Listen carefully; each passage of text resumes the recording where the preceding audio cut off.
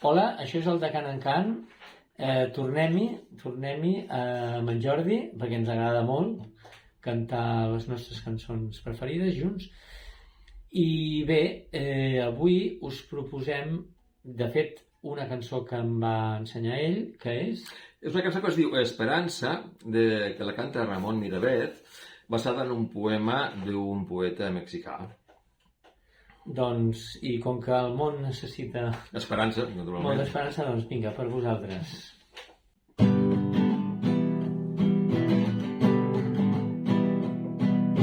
Cuando la tormenta pase y se amansen los caminos y seamos sobrevivientes de un naufragio colectivo con el corazón lloroso y el destino bendecido, nos sentiremos dichosos tan solo por estar vivos y le daremos un abrazo al primer desconocido.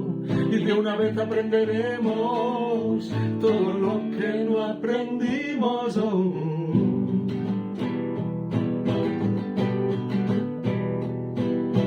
Ya no tendremos envidia, pues todos habrán sufrido.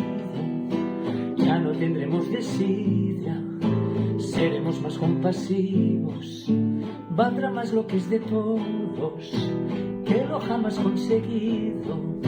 Seremos más generosos y mucho más comprometidos. Y le daremos un abrazo al primer desconocido.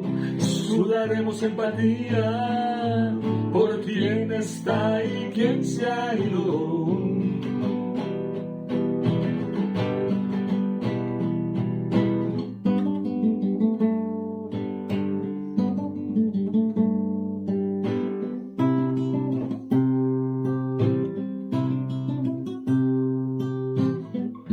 Y cuando la tormenta pase, te pido, Dios apenado, que nos devuelvas mejores, como nos habías soñado.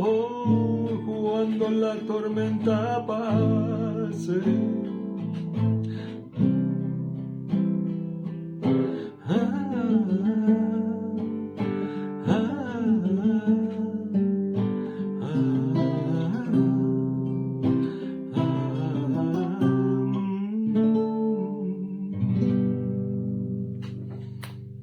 Molta esperança i molts petons.